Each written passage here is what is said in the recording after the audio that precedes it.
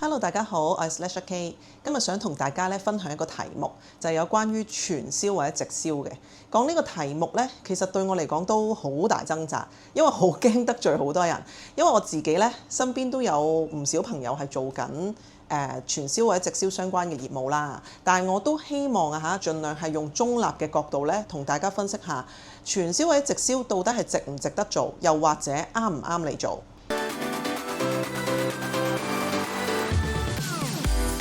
講之前就一定要戴翻個頭盔先嘅。以下嘅所有內容都係我自己本人嘅意見嚟㗎，同埋有限嘅資料搜集之下得出嘅資訊同埋數據嚟嘅。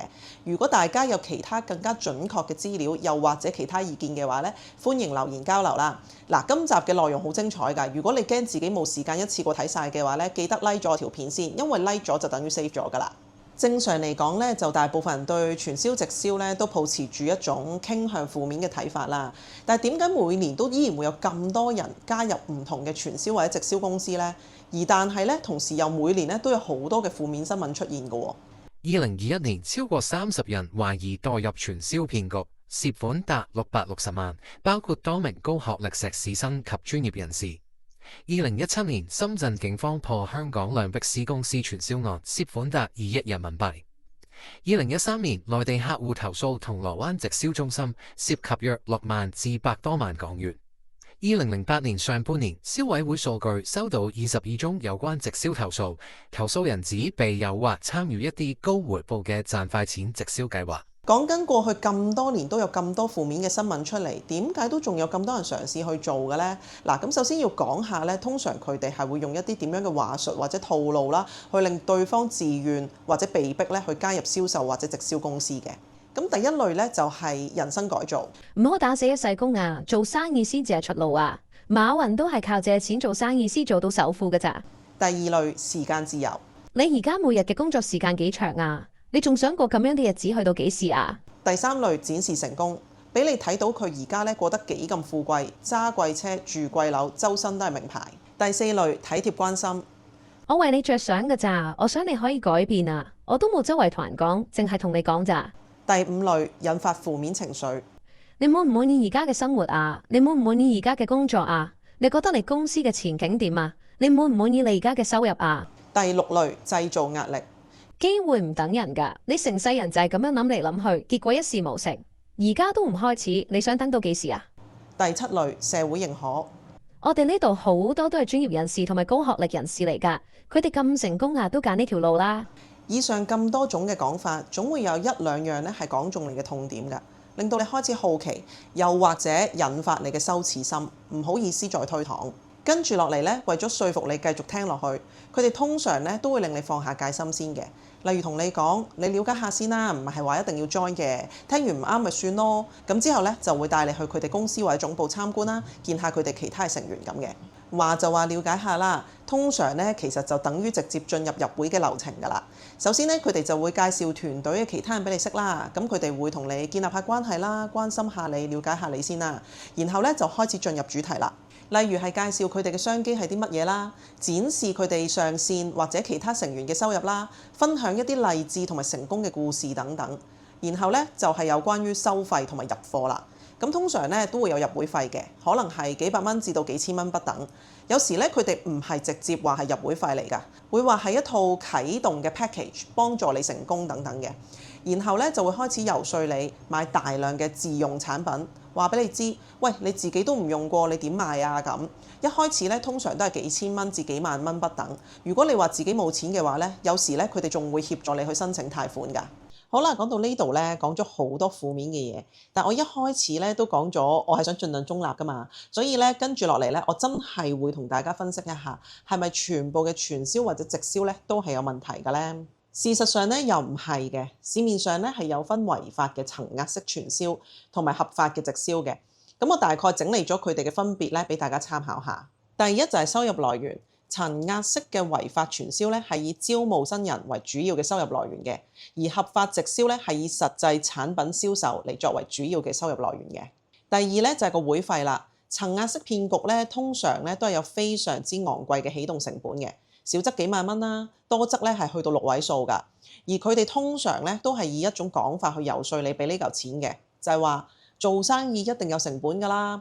咁合法嘅直銷咧，通常咧就只係有一個合理嘅會費啦，可能係幾百蚊咁樣，而且咧唔會逼你一開始要買好多貨嚟自用嘅，你淨係按住自己嘅需要去消費就得㗎啦。第三咧就係產品質素。當然正常嚟講咧，佢哋就個個都會講到自己啲產品係天上有地下無咁㗎啦。但係如果你細心啲了解嘅話咧，層壓式嘅傳銷產品咧，好多時咧真係只係一啲好普通嘅產品，而市面上都好容易買到同類型嘅嘢。但係佢哋咧就會標價比市場高好多，營造一種貴價品牌嘅感覺。但係佢哋產品嘅品質啦、用料啦、功效都係成疑嘅。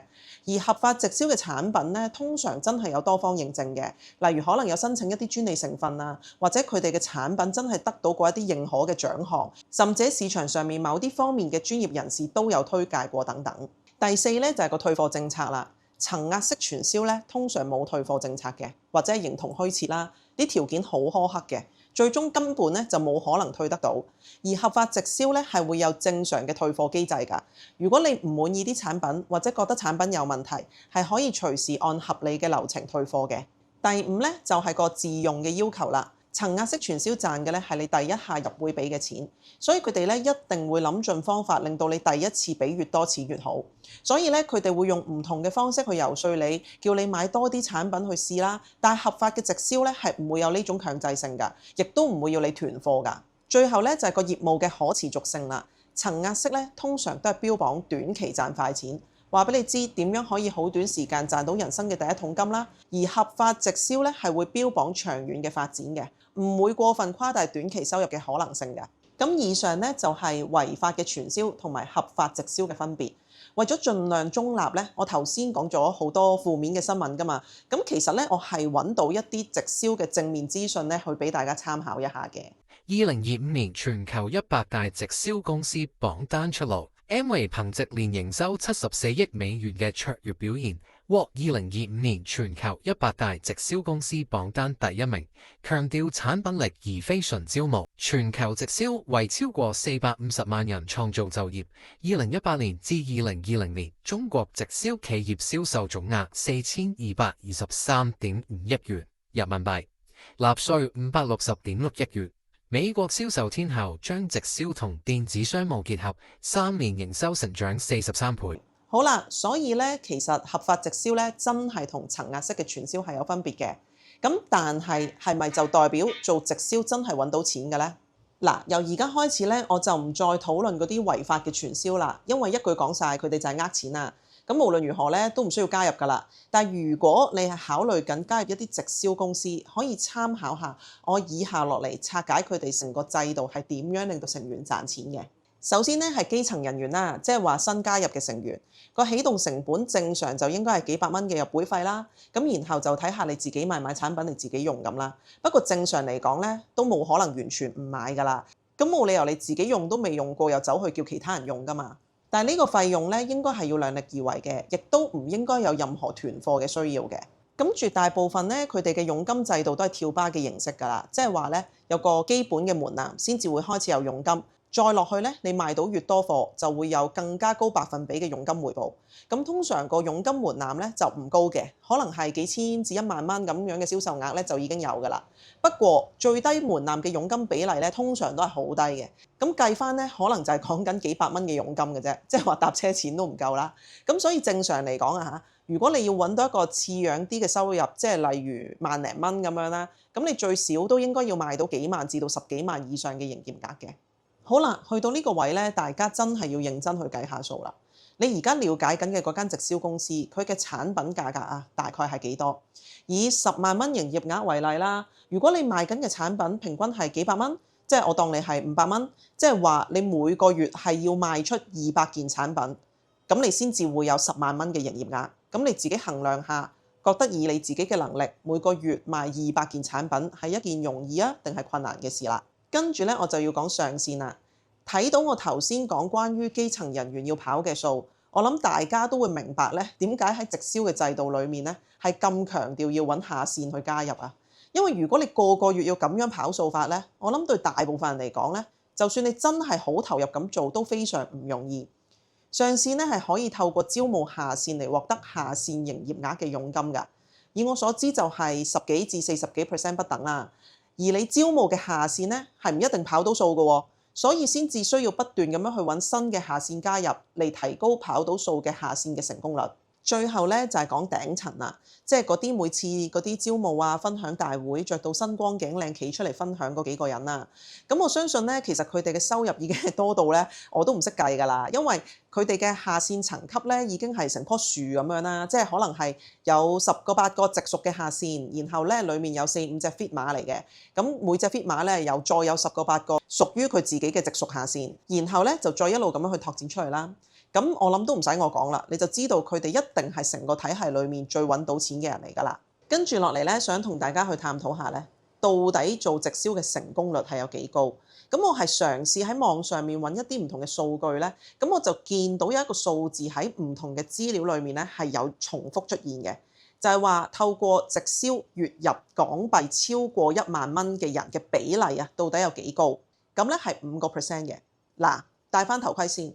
我咧嘗試去揾呢一個數據嘅來源啦，但真係揾唔到，所以大家咧就當係一個參考啦。不過咧，我自己覺得呢個比例咧其實似乎係合理㗎，因為老實講，大家如果真係認真去問下身邊嘅朋友咧，可能都有唔少朋友係嘗試過做直銷㗎。咁當然都會有部分係到而家都做緊啦。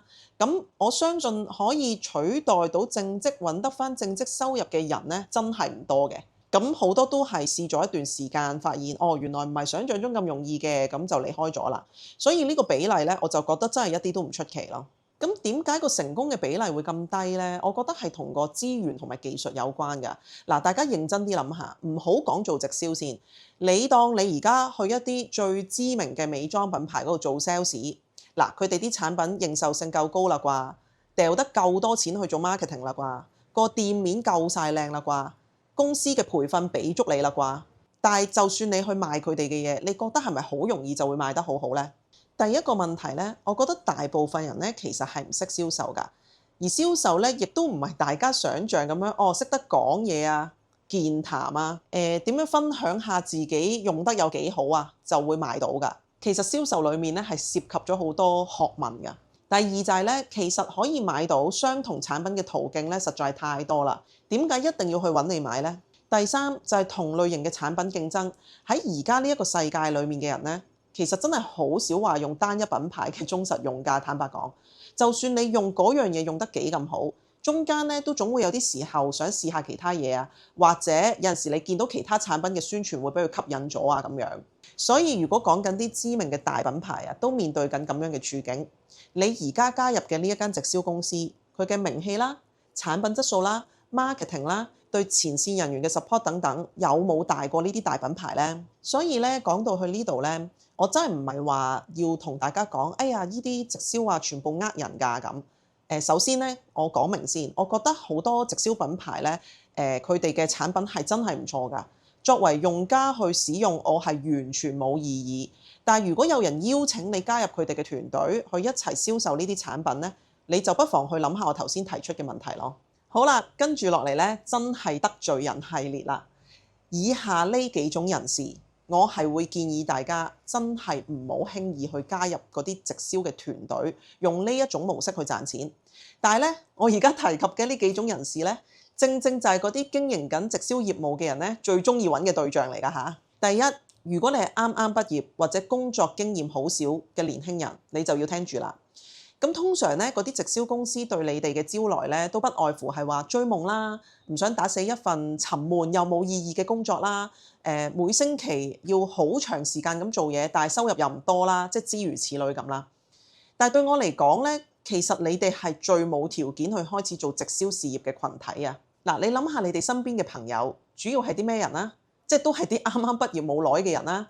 咁我相信佢哋都唔會話好多資源，即係好有成本可以成為你嘅客戶，支撐起你嘅收入啦。再者，你完全冇工作經驗嘅情況之下，貿貿然就要做一份又要咁自律啦，又要自學啦，又要自我管理嘅工作，冇錯，你係會好自由㗎，因為咧冇人要你打卡㗎。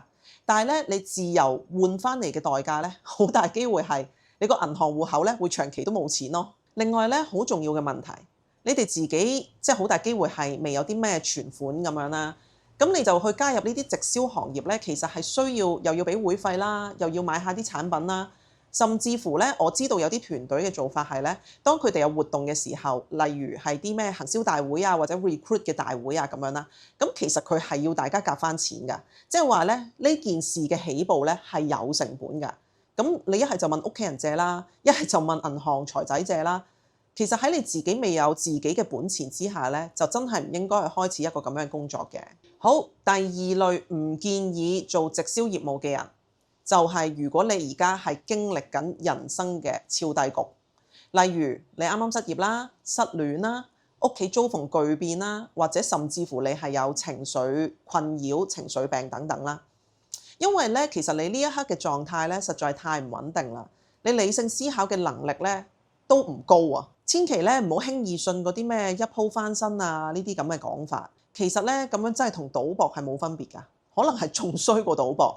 而家你哋最需要做嘅嘢咧係好好處理自己內在嘅情緒，穩定翻自己嘅生活先。咩係穩定啊？就係唔好做啲咁特別嘅嘢咯。你問我經營直銷業務就一定唔係平常嘢嚟嘅。你真係想試嘅話，起碼等到你成個狀態正常翻啦，你有足夠理性思考嘅能力啦，你可以好好管理自己嘅時候咧，先至再去考慮。第三類咧就係有財務困難嘅人。嗱，其實你哋基本上係我頭先講嘅嗰兩類人嘅混合體嚟㗎，冇錢加埋情緒唔穩定。嗱，面對財政壓力嘅人咧，係的確係要揾方法增加自己嘅收入嘅，但係你應該都要先建立翻一啲長遠穩健嘅方案先。因為咧，你而家咁嘅狀態，仲要做一啲咁收入不穩嘅工作咧，對你嚟講肯定係超大壓力㗎。最後啦，同大家做翻個簡單嘅總結啦。如果你而家嘅心態係相信有一件事可以短期揾到大錢，令你嘅生活突然改變，我可以話俾你知啊，呢個世界上面冇呢件事啊。所有嘅成功咧，都係需要努力啦、能力啦同埋毅力㗎。除非咧，你係 aim 緊一個長遠嘅事業發展。同時咧，又能夠去承受短時間未返到本嘅壓力。嗱，我身邊咧係真係有唔少嘅朋友咧做咗呢啲直銷好多年嘅，咁好似做得唔錯啦。如果唔係都唔會做咁多年啦。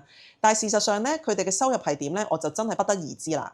不過嗰啲就算做咗好多年嘅朋友咧，我暫時都仲未見到有一個咧係去到唔需要一份正職㗎，淨係靠直銷業務已經可以支撐起佢哋所有嘅收入。咁所以你話呢一樣嘢到底係容易定唔容易呢？如果你當係副業咁做呢，而你又有咁嘅時間同埋成本嘅話呢，我覺得真係問題不大嘅。不過大家記得要留意啊！你而家了解緊嘅嗰一間直銷公司，到底係咪合法經營啦？佢哋產品嘅質素係點啦？嗱，千祈唔好因為對方俾壓力你呢，喺你未了解清楚嘅情況之下就急住去開始，甚至乎呢已經俾啲巨額嘅起動資金咁樣。好啦，今日嘅得罪人系列咧就講到呢度啦。如果大家都覺得有用嘅話咧，就 share 俾你嘅朋友啦。我哋下次再見啦，拜拜。